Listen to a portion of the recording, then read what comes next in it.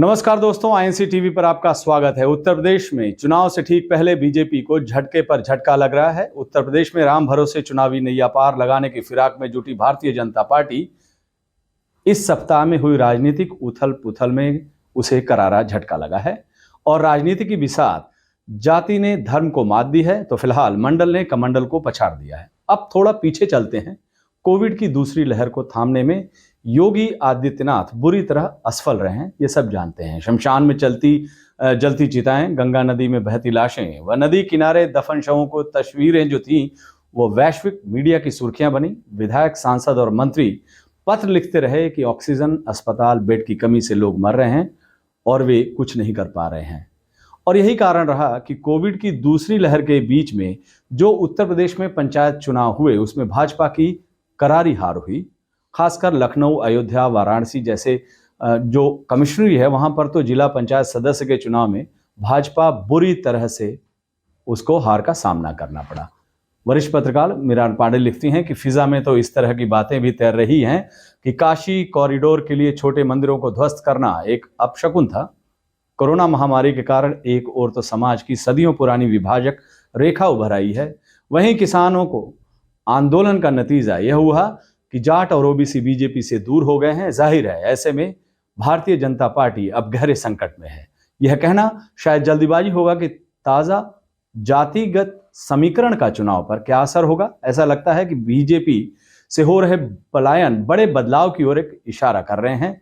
इस तरह की चर्चा है कि अभी कुछ और दिन इसी तरह भारतीय जनता पार्टी से दामन छोड़ने का सिलसिला चलने वाला है और अगर यही साबित सच हुआ तो 2022 के वसंत में बड़े दिलचस्प नतीजों का आना तय है।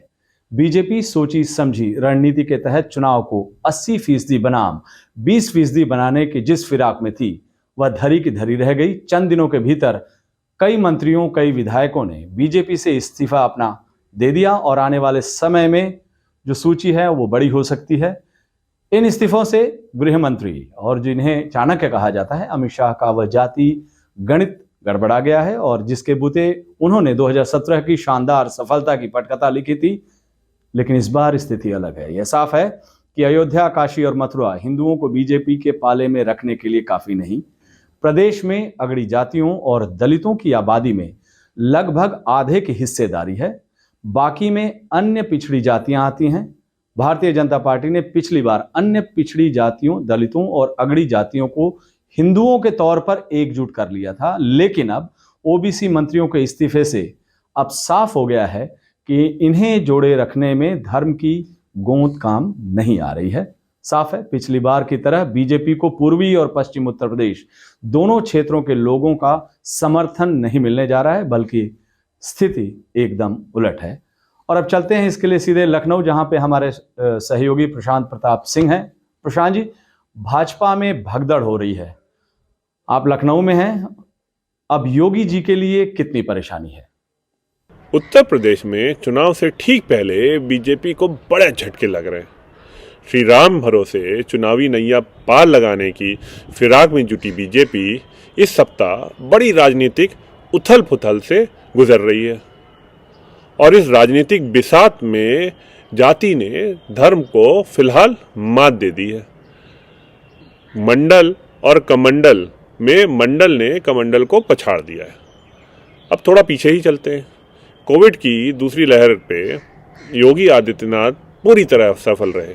शमशान में चिताएं जलती रहीं, गंगा नदी में लाशें बहती रहीं, दफन शवों की तस्वीरें वैश्विक मीडिया पर वायरल होती रहीं पूरे इंटरनेशनली।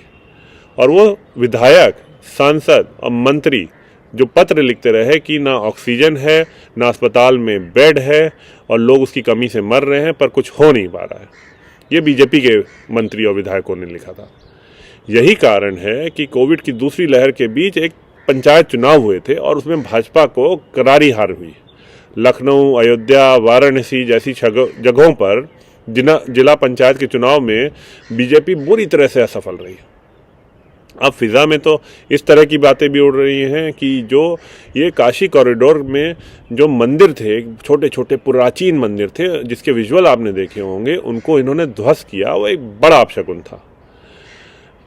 कोरोना महामारी के कारण तो एक अपने समाज में सदियों पुरानी विभाजक रेखा उभर के तो सामने आई, वहीं किसान आंदोलन में एक तरफ किसान और जाट और ओबीसी बीजेपी से दूर होते चले गए। जाहिर है कि ऐसे में बीजेपी गहरे संकट में है इस समय। प्रशांत, केशव मौर्य अलग, दिनेश शर्मा अलग, भाजपा तो अब भयंकर गुटबाजी का शिकार हो रही है। इसके बारे में आपका क्या कहना है? अब ये कहना शायद थोड़ा जल्दीबाजी होगा कि ये ताज़ा जातिगत समीकरण जो चुनाव का, इसका चुनाव पे क्या असर होगा।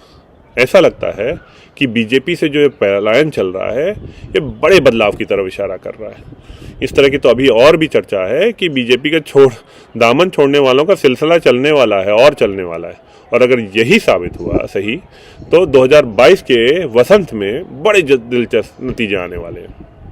अब बीजेपी बड़ी सोची समझी रणनीति के तहत चुनाव को हमेशा वो चाहते हैं कि 80 बनाम 20 हो जाए, जिसकी वो फिराक में थे, पर वो अब धरी रह गई।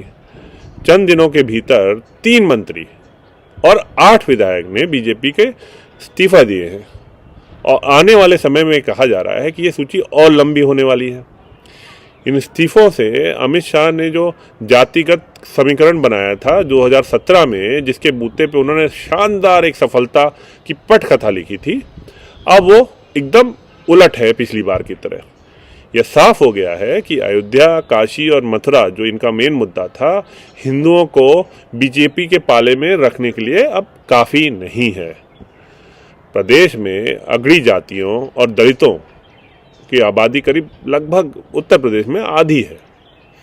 बाकी अन्य पिछड़ी जातियां आती हैं। बीजेपी ने पिछली बार इन पिछड़ी जातियों को, दलितों को और अगड़ी जातियों को हिंदुओं के तौर पर एकजुट कर लिया था, आपने भी देखा होगा। लेकिन इस बार जो ओबीसी मंत्रियों ने इस्तीफे दिए हैं उससे साफ हो गया है कि इन्हें जोड़े रखने के लिए धर्म की गोंद इस बार नहीं काम आने वाली है। साफ है कि पिछली बार की तरह बीजेपी पूर्वी और पश्चिमी उत्तर प्रदेश में दोनों क्षेत्रों में जो समर्थन नहीं मिल रहा है जो पिछली बार मिला था, और इस बार एकदम उलट चल रहा है। धन्यवाद प्रशांत। तो इस बुलेटिन में इतना ही। आप देखते रहिए INC TV। नमस्कार।